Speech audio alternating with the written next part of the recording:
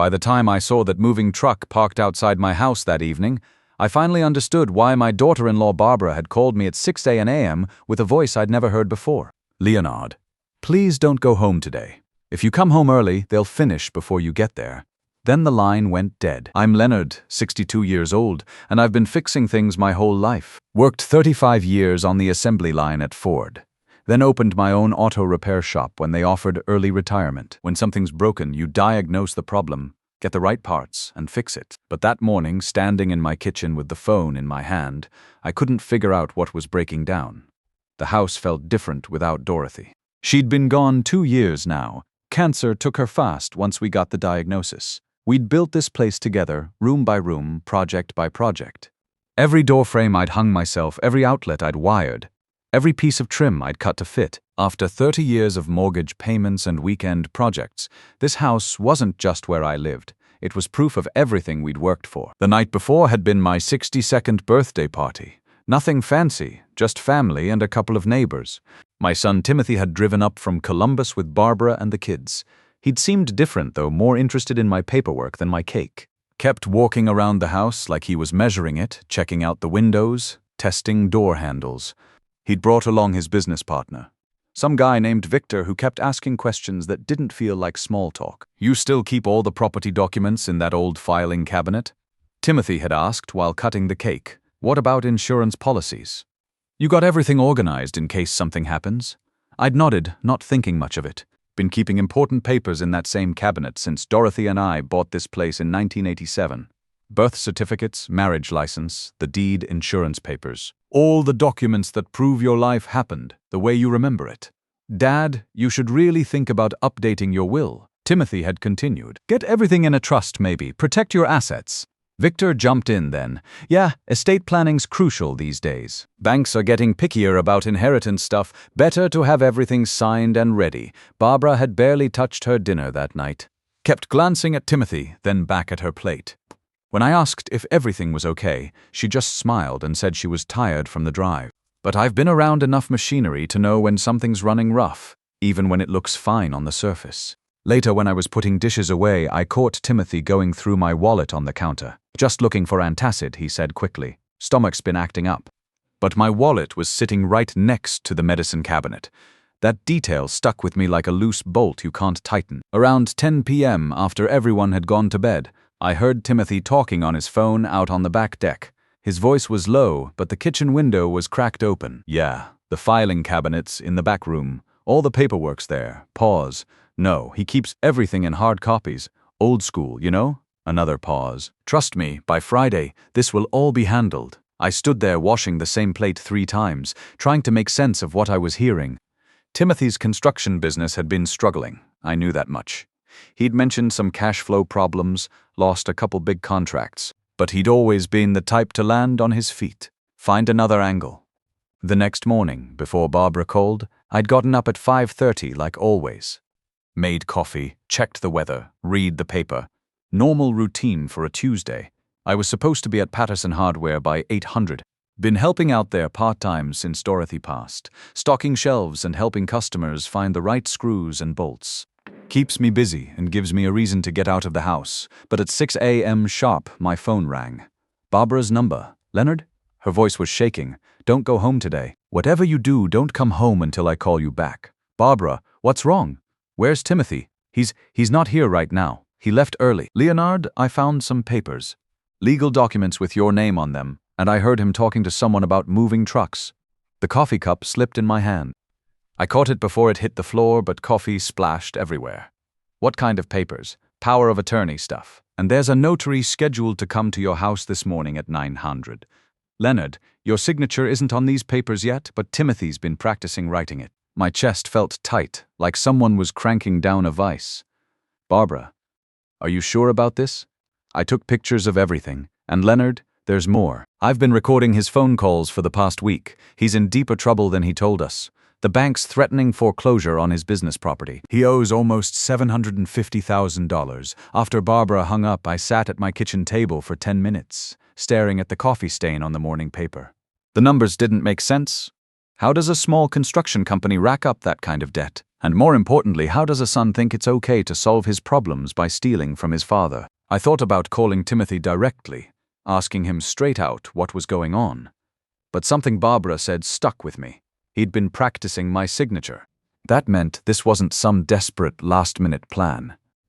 This was calculated, premeditated. Instead, I drove to work early and called my attorney Philip Richardson from the parking lot. Phil and I went to high school together, played on the same baseball team senior year. After graduation, he went to law school while I went to work at Ford. But we stayed friends, and he's handled all my legal stuff for the past 20 years. Phil, I need to ask you something, and it might sound crazy. Leonard, it's 7 a.m. What's going on? Someone might be trying to forge my signature on legal documents.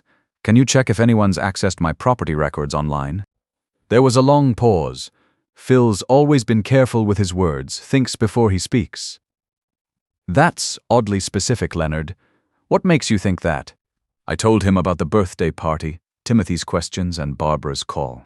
Phil listened without interrupting, which is one of the things I've always respected about him. When I finished, he was quiet for another minute. Give me 30 minutes. I'll call the county office and check a few things. While I waited for Phil to call back, I walked around Patterson Hardware, straightening inventory and thinking. The place smelled like sawdust and motor oil, familiar smells that usually calmed me down, but today every sound made me jumpy. The bell over the front door, the phone ringing, even the coffee maker gurgling in the back office.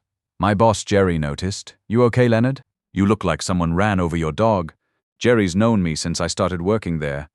Good man runs an honest business. His father opened this store in 1953, and Jerry's been here since he was old enough to stock shelves. We understand each other. Family troubles, I said. Might need to leave early today. Whatever you need.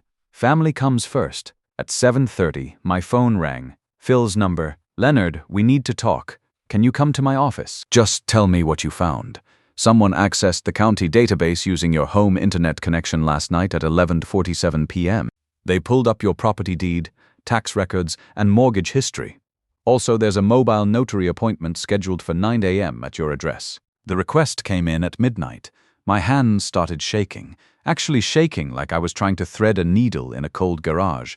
Phil, I didn't schedule any notary. I know, and there's something else. I called the notary service. They said the appointment was requested by someone claiming to be Leonard Richardson, but the callback number is registered to Timothy's business. The workshop around me seemed to tilt sideways. I sat down on a stack of paint cans and tried to think straight. What does this mean legally? It means your son is planning to commit fraud. If those documents get notarized with a forged signature, he could potentially transfer ownership of your house to himself, or take out a mortgage against it, or worse. Worse? There was a worse option, Phil. What's worse than stealing my house? Power of attorney. If he gets that notarized, he controls everything. Your bank accounts, your retirement savings, your medical decisions. Everything. I looked at the clock on the workshop wall, 8:15 a.m. The notary was supposed to arrive at my house in 45 minutes. What do I do? Stay away from your house. Let me handle this. I'm calling the police and the district attorney's office. This isn't just fraud, Leonard. This is elder abuse. Elder abuse. The words hit me like a sledgehammer. I'd heard about this stuff happening to other people, strangers on the news. Not to families like mine. Not to sons who used to help me work on cars in this same garage, who learned to use tools by watching me fix everything that broke around our house. After I hung up with Phil, I called Barbara back. Leonard, thank God. Are you safe? I'm at work. Phil's handling the legal stuff. Barbara, I need to know something. How long has Timothy been planning this? She was quiet for so long I thought the call had dropped. Then I heard her crying. Barbara, I found the first papers a month ago. Power of attorney forms with your name typed in but not signed. When I asked him about it, he said it was just preparation. In case you got sick or something happened. He made it sound responsible, like he was taking care of you. But you didn't believe him. The way he explained it felt wrong. Too smooth, like he'd practiced the story. So I started paying attention. And Leonard, he's been lying about everything. The business isn't just struggling, it's gone. The bank foreclosed on his equipment last week. He's been borrowing money from people who don't take no for an answer. This was getting worse by the minute. What kind of people? I don't know exactly, but they've been calling the house. Threatening calls. One guy said if Timothy didn't pay up by Friday, they'd make sure he couldn't work construction anymore. Ever. Now I understood the timeline. Timothy wasn't just facing bankruptcy, he was facing something much more dangerous. And instead of asking for help, instead of admitting his mistakes, he'd decided to throw his own father under the bus. "Barbara, where are you now?" "At my sister's house with the kids." "I'm not going back home until this is sorted out, Leonard. I'm filing for divorce. I can't stay married to someone who would do this to family." That hit me harder than I expected. Barbara and Timothy had been married 12 years. Their kids, my grandchildren, were going to grow up in a broken home because their father chose crime over honesty. "Barbara, you're doing the right thing. The kids need to see that this kind of behavior has consequences. I've been recording his phone calls for a week. I have everything. The threats from creditors, his conversations with Victor about forging your signature, even him practicing how to sound like you on the phone." "Smart woman. Smarter than her husband. That's for sure. Will you testify if this goes to court?" "Leonard, I'll do whatever it takes to protect you and the kids." Timothy's made his choice. Now I'm making mine at 9:30. Phil called again. "The police are at your house." The notary showed up right on schedule, but so did Timothy and Victor. They're all in custody. I drove home anyway, even though Phil told me to stay put. Sometimes you need to see the damage with your own eyes before you can believe it really happened. 2 police cars sat in my driveway. A white sedan I didn't recognize was parked on the street. Yellow tape stretched across my front porch like a warning sign. Detective Rodriguez, a woman about 45 with tired eyes, met me at the curb. "Mr. Richardson, I'm Detective Rodriguez. Your attorney said you might show up. Is it true?" They were really trying to steal my house? She showed me a clear plastic bag with documents inside. Through the plastic, I could see my name typed on power of attorney forms. The signature line was blank, but there were practice sheets underneath with someone trying to copy my handwriting. "Your son had these ready to go." The notary thought she was coming to witness a legitimate signing. She had no idea what she was walking into. "Where is Timothy now?" "Downtown, booking process." "His partner Victor too. They'll be arraigned tomorrow morning on fraud charges, conspiracy, and attempted elder abuse." Elder abuse.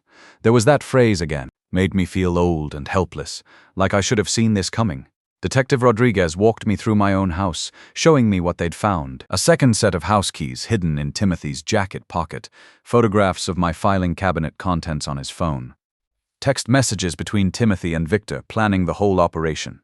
In my office, they'd pulled out the filing cabinet and spread my papers across the desk. Birth certificate, marriage license, Dorothy's death certificate, insurance policies. My whole life laid out for strangers to examine. "They knew exactly where everything was," Rodriguez explained. "This wasn't random. Your son had been planning this for weeks."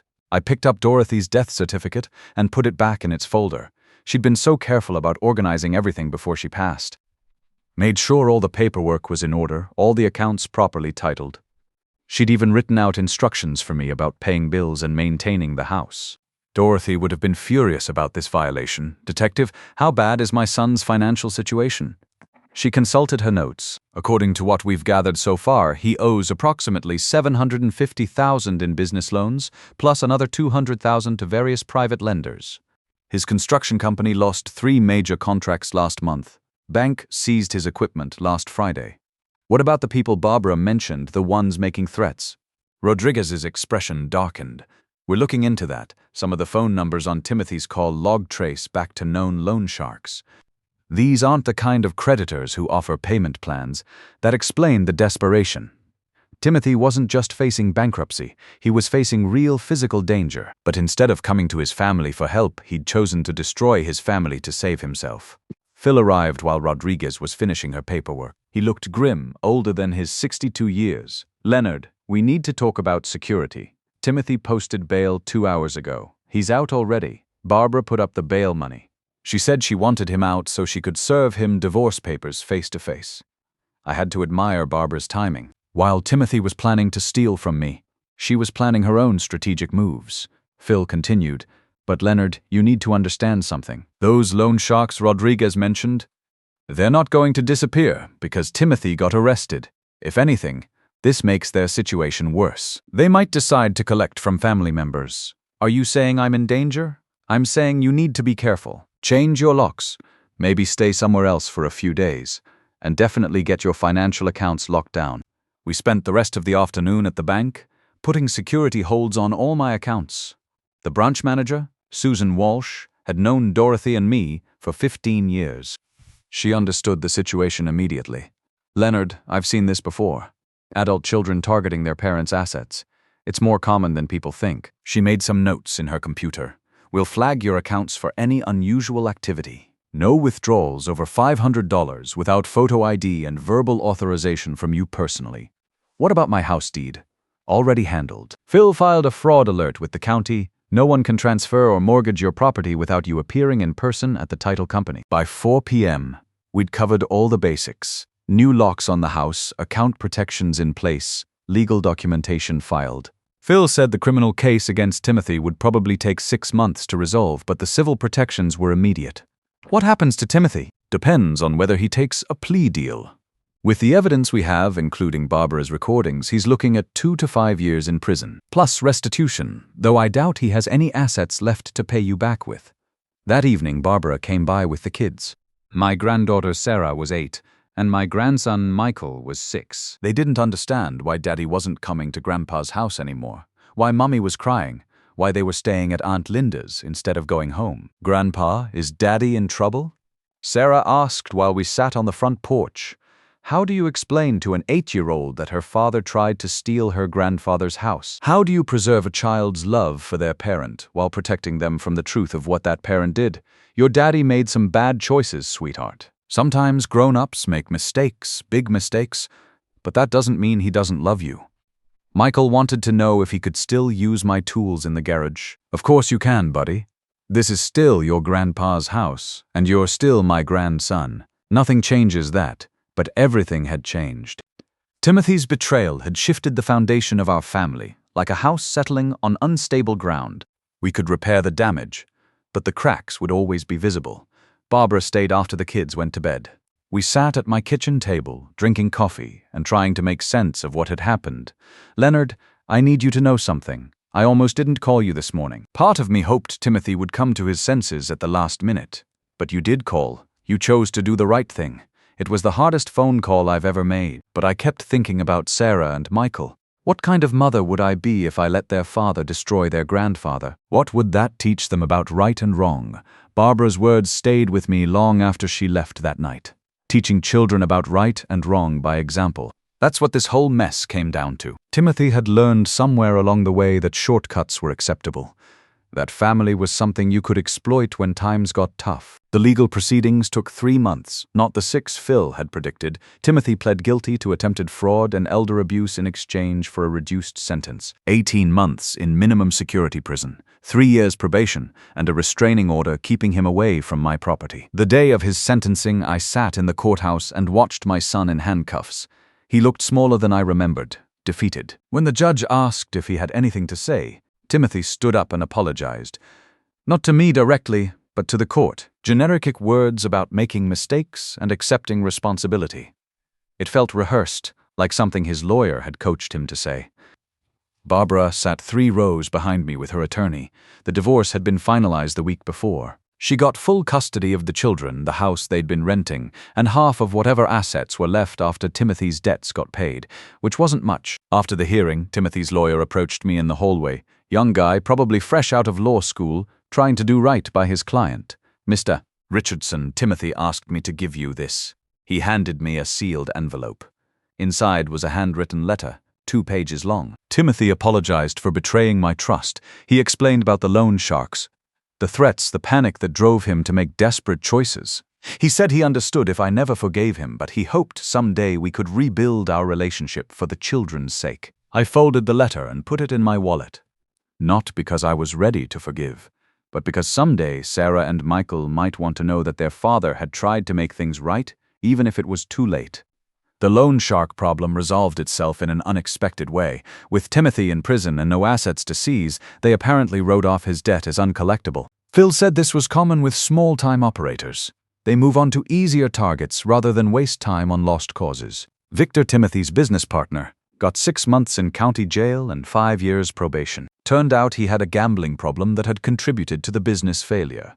His wife divorced him while he was serving his time. Carol Stevens, the notary, wasn't charged with any crime. She genuinely believed she was witnessing a legitimate document signing. The district attorney's office used her case to educate other notaries about fraud schemes targeting elderly homeowners. Life settled into a new routine. I kept working part-time at Patterson Hardware, still fixed cars in my garage on weekends. The house felt secure again after I installed a better alarm system and added motion sensor lights around the property.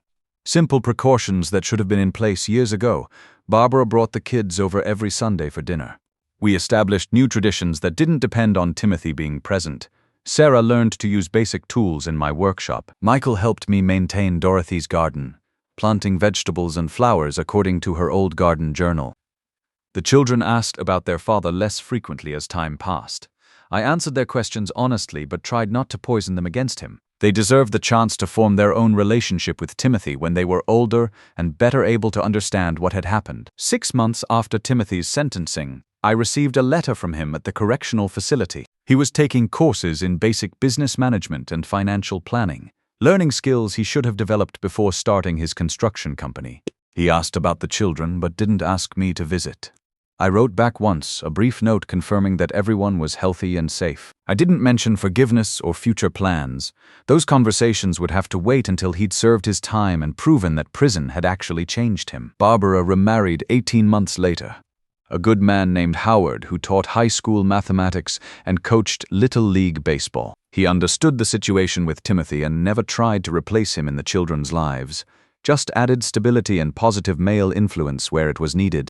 The financial impact of Timothy's crime was minimal thanks to Phil's quick action and Barbara's warning. My assets remained secure. My house stayed in my name, my retirement accounts untouched. The only real cost was legal fees, and the security improvements maybe $15,000 total, but the emotional cost was higher than any dollar amount. Trust, once broken, doesn't repair itself easily. Family relationships require constant maintenance, like any precision instrument. When someone damages that trust for personal gain, it changes the calibration permanently. Dorothy's absence felt sharper during the crisis. She would have known what to do, how to balance protecting herself while still loving our son. Her practical wisdom might have prevented the whole situation from escalating. Yet her influence remained present in the house we'd built together, in the financial planning we'd done, in the values we'd tried to instill in Timothy. The fact that those values hadn't taken hold wasn't a failure of our parenting. It was a choice Timothy made as an adult. The moving truck that started this story became a symbol I thought about often. Timothy had been so confident that his plan would work, he'd scheduled the movers before securing my signature. Overconfidence and desperation make a dangerous combination in any situation. If you recognize yourself in this story, whether as the parent facing betrayal or the adult child considering desperate measures, remember that family problems require family solutions. Honesty, even when it's difficult, builds stronger foundations than deception. Legal shortcuts that harm relatives destroy more than money. They destroy the relationships that make financial security meaningful in the first place. Trust is earned over decades but can be lost in a single morning phone call. When someone you love warns you about danger, even if it means betraying someone else you love, listen to them. And if you're facing financial crisis, ask for help before you destroy the people who would have helped you voluntarily. Pride and shame make poor advisors when family loyalty hangs in the balance.